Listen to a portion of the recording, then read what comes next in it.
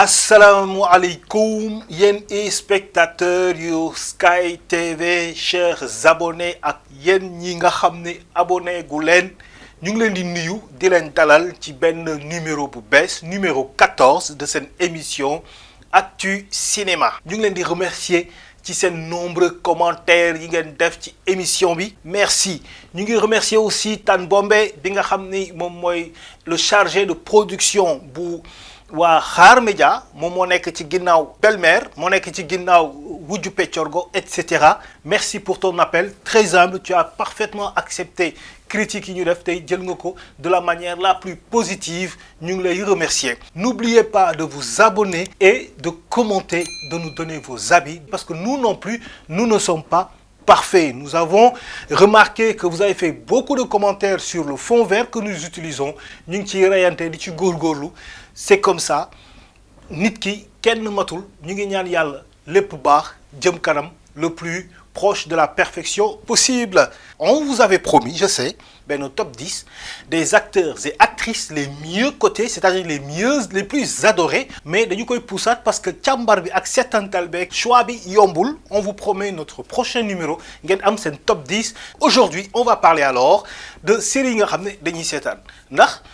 du caméra kese du lumière kese du son kese mooy def un film mais écriture bi dafay def film les gens dañuy regarder pour comprendre pour dund benn histoire bi nga leen di raconter léeboon ak lippoon la donc li nga may léebal dafa war a intéressant pour mu mën la toog seetaan wala boog ma zappé dem seeti keneen. œuvre boo gis day am benn jamono joo xamante ne yéeg am benn jamono joo xam ne day wàcc nga gis série boo xam ne premier épisode bi day am problème dem ba 10 nga gis série bi jóg commencé tegi wàcc sur les rails. On va étudier tout cela ensemble. On va parler aujourd'hui de secret de famille. On va parler de maîtresse d'un homme marié, dérapage ak Madior ak Dior bu maison de production Pikini. La première question, presque l'unique question bi nga xam ni moom moo nekk ci xelu sénégalais yi di seetaan secret de famille ak waa Yes Dakar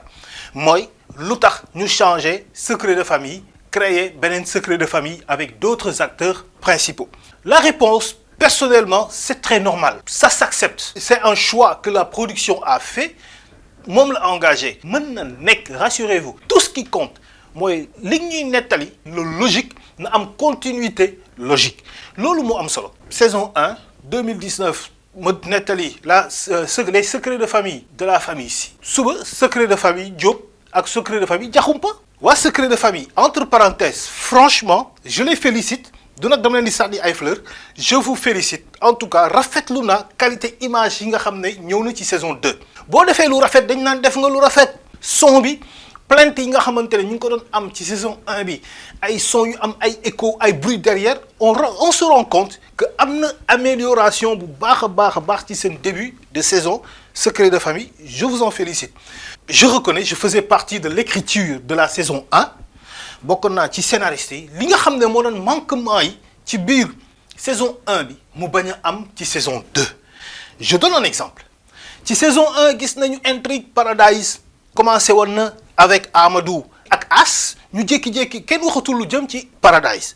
gisoon nañu As demoon na ba dëkk ba génnee andi ay bon ay mbindaan pour léegi def leen la prostitution def proxénétisme ne day def salon de massage ak kër de massage waxatuñu ni si jëm. Il y a plein d'histoires yoo xamante ne songoon nañu ko mais après on les a mises de côté comme ça booy bind da ngay bind loo xam ni dafay continuer même boo demee ba xam ne tey orientation bii ma jël ci sama écriture ça ne convient pas ça ne marche pas il y a une manière de changer ba di nga ko dégager te day logique mun nga créer benn arche maanaam créer benn histoire brève boo xamante ne day nekk ci continuité histoire principale bi boo ci génn aussi dafa am na aussi génn doo jékki-jékki rek abandonné ko ba spectateur bi naan la li ngeen tàmbalewul ndax ngeen bàyyi ko. Secret de famille c'est une série aimée par les Sénégalais parce que dañuy wax ne day refléter les réalités sénégalaises dañoo gisoon benn imam Yad boo xam ni dafa nekkoon genre benn ABG si Golden par exemple nga xam ne day nekk référence day nekk benn nit koo xamante ne dañuy yoroy ci yow te loolu dafa baax dans nos séries quand même il faut qu'on montre de bons exemples. Mais aussi, on a vu dans la saison 1 que Imam Yad était le centre, presque mën nañu wax le centre de la série. Lépp la Imam Yad di lijjanti. Épisode de 26 minutes, épisode de 35 minutes. Da nga war a fexe nit ki bu koy seetaan du toog il faut de la palpitation. Il faut que nit ki di seetaan nga war a mën a créer ay histoire yoo xam ne du toog du taxaw bu koy seetaan ba série bi jeex ba épisode bi jeex da koy jaral lépp loo xam ne mi ngi xew ci instant bi mu koy seetaan reer bu ñu ko tegalee sax danaan xaar la ñu seetaan ba pare soog reer ataaya bi sax te mën naan ko rek action bi romb ma. Il faut savoir que aujourd'hui il y a plein de choses qui se passent gis ngeen jamono bu njëkk amuloon internet benn chaîne moo amoon mooy ORTS wala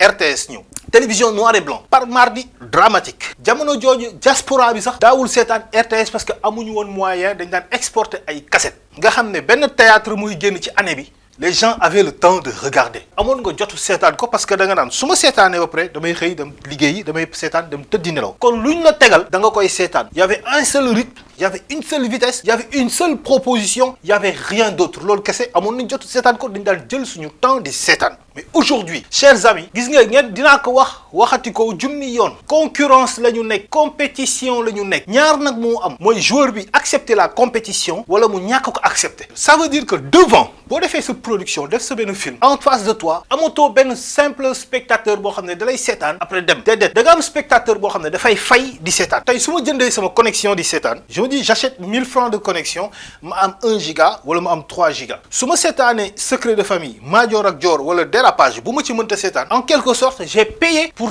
regarder en face tu as YouTube bi nga xam ne saa yu ñu la seetaanee un nombre de fois da lay fay xaalis weer bi bu deewee ngay jot sa virement donc tu as une clientèle l'offre et la demande mooy kiy jënd ak kiy jaay dañoo jàkkaarloo kon nag boo demee marché jaaykatu jën yi donte Njaay ak Jóob dañuy kalante ay doomu ndey la ñoo bokk fi ñu dëkk ñoo bokk di jogandoo bokk benn mbootaay dajee ca marché ba ku gën a mën a jaay sa morom nga jaay ku gën a rafet jën ku gën a baax jën yow yaay gën a jaay les gens ont maintes propositions yu bari yu leen di tegal ci mardi lundi wala mercredi en tout cas tous les jours de la semaine 4 épisodes samedi par exemple 4 séries ak petits sketch yi donc clientèle bi spectateur yi dafa toog ñu jox ko proposition yu bari diaspora bi Modou yi dafa leen liggéeyi daan dooleem ba sonn ba ñàkk tooy xeb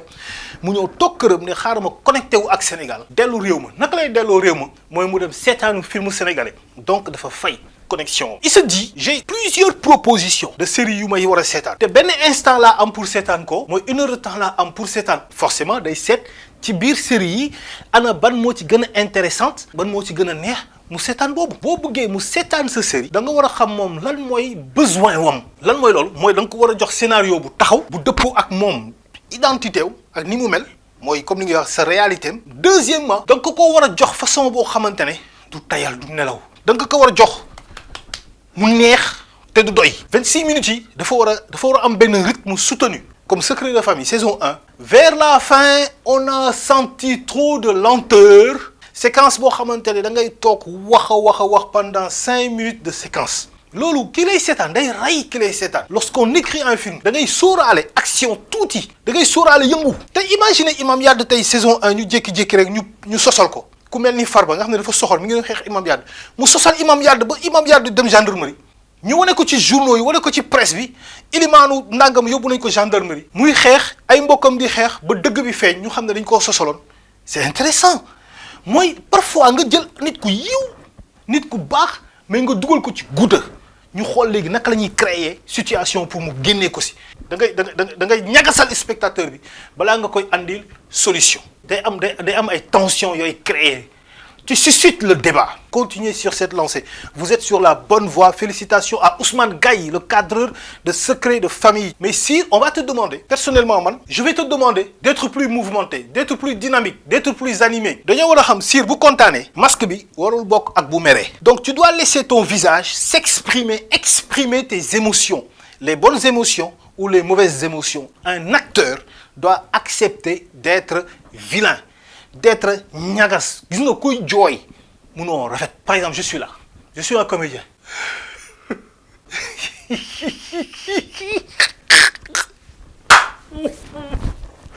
tu acceptes d'être vilain ça c'est la base c'est-à-dire tu sors de ta timidité de ton caractère tu te dis je suis zéro tu es un comédien pareil nga ci Pod et Marichou oublie Pod et Marichou et tu es à Yes Dakar tu ne t'appelles plus Sir da nga war a jël léegi sa personnage bu bees bi lâche-toi c'est comme Imam Yade très poli très correct mais tey Imam Yade ci secret de famille mais il est arrogant xam nga di réew dañ naan xanaa di kii moom moo joué Lamine Senghor du kii moo joué Imam Yade. Bravo, c'est comme ça qu'un acteur doit faire, comme Lamine Senghor, porter beaucoup de facettes. Maîtresse d'un homme marié. Ah nag vraiment la pente nag gars yi nag man je reconnais maintenant nag sincèrement maîtresse d'un homme marié. Depuis l'épisode 1 ba épisode 7 8 je me disais mais qu'est-ce qui se passe là, ça va pas j'en avais même fait benn partie sama émission yi lay passé mais nag force est de constater, de reconnaître que maintenant on retrouve maîtresse d'un homme marié dans les écritures. Et je vais mettre une pause sur la réalisation. Ñaari épisode laa leen tegal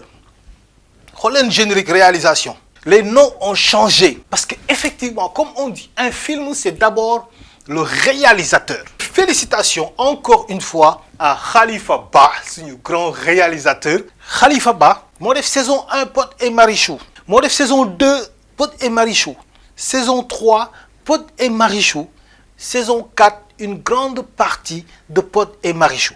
saison 1 série Adja pour la première fois, saison 2 série Adja mu ñëw tourner une partie de Golden. Aujourd'hui ti moom moo ñëw ci maîtresse d'un homme marié. Un réalisateur c'est le premier acteur, c'est un acteur, c'est un comédien. Réalisateur bi day nekk ci ginnaaw mais donte mënul jouer mais day xam lan mooy jeu d'acteur, day xam lan mooy comédie, day xam ban instant la lii laaj ban instant la lële laaj. Mais xool leen maîtresse d'un homme marié bon en avant bi mu def da nga koy seetaan tu en redemandes te loolu moo intéressant. Je commence par Dalanda. Dalanda au début elle était très mécanique et c'est le cas de beaucoup d'acteurs ci ñoom ci biir. Vous étiez trop mécanique mais là je remarque que vous êtes relax,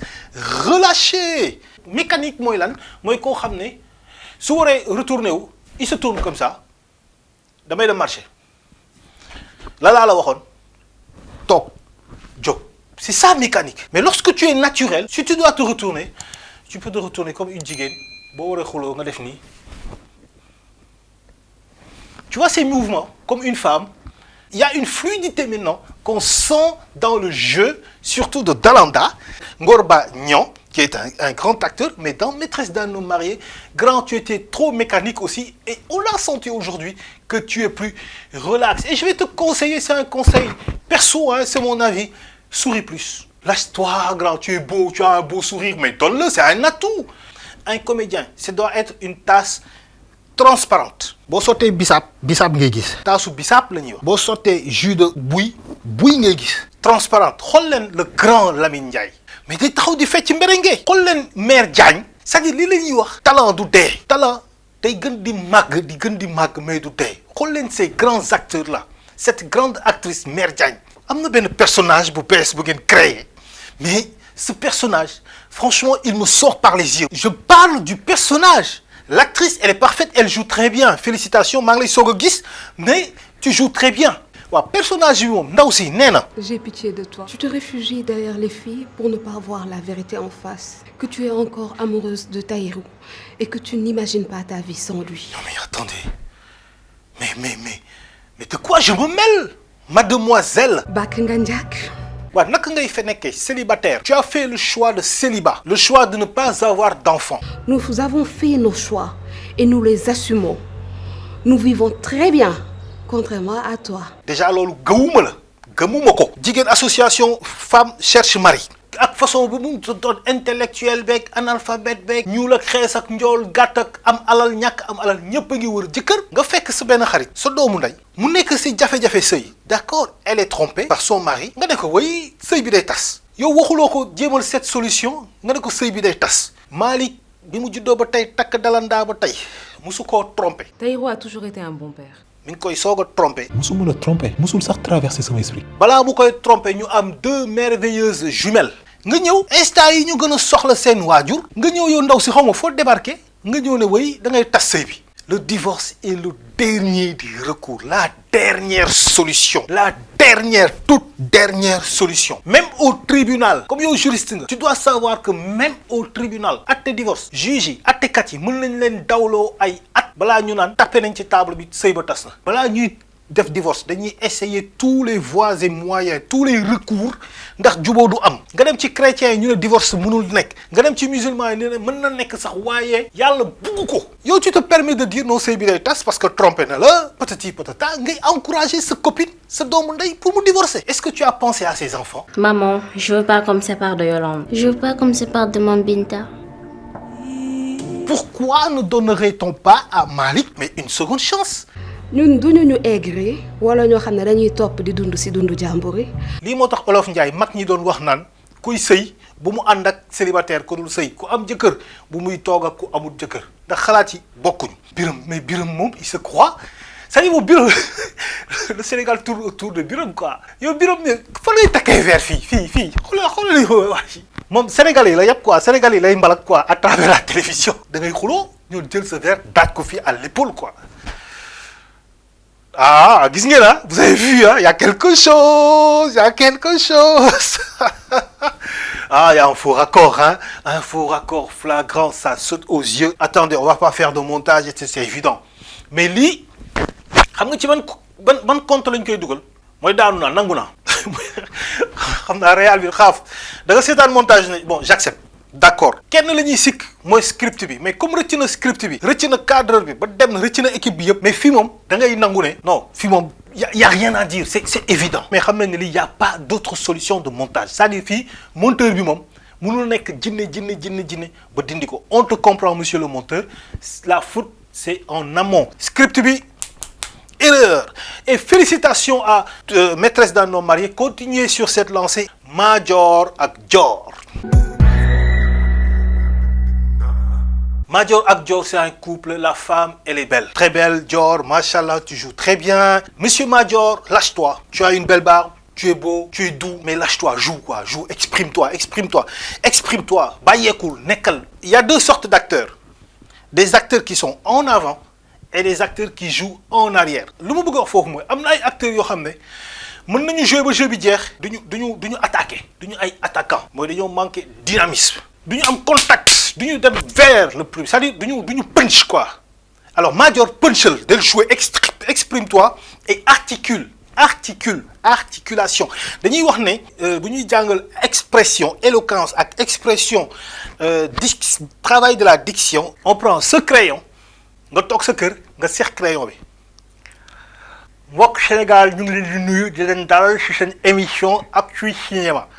donc c'est ce crayon que tu mets les journalistes les comment dire les orateurs les acteurs tout le monde fait cet exercice-là pour travailler la diction l'articulation alors Madior je te conseille l'articulation dama seetaan Madior ak Dior benn instant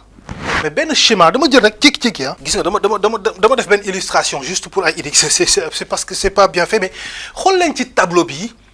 on va décortiquer la famille cette grande famille de la série Madior ak Dior xam naa ne scénariste bi moom bopp bi wer na fees dell bu naree décortiquer li yëpp ba fin de saison 2 léegi dafa am ñetti sœurs jumelles moom ngeen di gis ci photo générique bi Naar Diop Mariama ak maman Banel Garmi mu nekk benn grand monsieur un gentleman Ibrahima Mbaye Soppe ànd ak Naar Diop sëy ak Naar Diop wala ñu am doom boog Naar Diop ñu jur Yaama ñu wëlbatikuwaat ce même Garmi dem am ak doom ak seexu Naar Diop seex bi mooy Mariama ñu jur Dior kon Garmi dafa am doom ak ñaari seex ku ci nekk nga am ak moom jigéen maman Banel ñetteelu jumelle bi moo jur Maysa moo nekk ni Maysa moo nekk ni Garmi am benn petite sœur bu tudd Tata Rama bi nga xam ni nee na jafe-jafe yu mu nekk yépp Naar Diop moo ko tegoon Naar Diop moomu tamit moo rey yaayu Dior mooy Mariama maanaam kon moom moo rey benn seexam maman Banel ñetteelu seex bi jaaree ko fa bañ ko donc Naar Diop mooy bandi bi moo jur Yaama ci saison 1 bi Madior mu ñëw takk Yaama ñu ñëw ba saison 2 on découvre ne Madior Tata Rama moo ko jur Tata Rama bi nga xamante ne mooy bàjjanu Dior te Madior moomu ba mu dajee ak Dior ci àll bi ci mbedd mi ba tey dañoo bëggante nekk Madior boobu tamit maanaam nijaayam moo jur Dior kon li nga xam ni moom la Garmi defoon moom la Madior def tey mooy dem nar a sëy ak ñaari mag ak rak ñaari sœur yu bokk benn baay. Pendant ce temps maman Banel troisième jumelle am doom bu góor bu tudd Maysa Tend Joor cousin wu Joor la ñoo seen ñaari ndey yi ñoo bokk ndey ak baay. Maysa dafa nopp Joor bëgg ko takk doomu bàjjan bi nopp Joor bëgg ko takk donc en grosso modo c'est ça la composition de cette famille. Il y a des idées intéressantes comme question bi ñuy poser chaque fois mooy ndax góor mën na sëy ak ñaari jigéen yoo xam ne ñoo bokk benn baay wala bokk ndey ak baay. kon sujet tabou la sujet la boo xamante ni ça demande beaucoup de réflexion et beaucoup de traitement. Alors monsieur le scénariste, tu as créé ça mais tu as du pain sur la planche, tu dois nous expliquer. Maintenant bi ma koy seetaan j'ai senti une lenteur mooy li ma doon wax mooy rapidité bi. Rythme soutenu boobu laa manqué. Deux jeunes qui parlent ils doivent parler comme des jeunes waxtaan bi dafa war a fluide benn séquence tey Tata Rama n'est-ce pas Tata Rama ak Garmi ci salon bi c'était tellement long que da ngay gis dañuy wane quelques minutes séquence bi dem wane beneen séquence Maysa ak Dior dellu si waat finalement on s'est dit ok ils ont tourné 4 séquences yoo xam ne dañ koy enchevêtrer c'est-à-dire dañ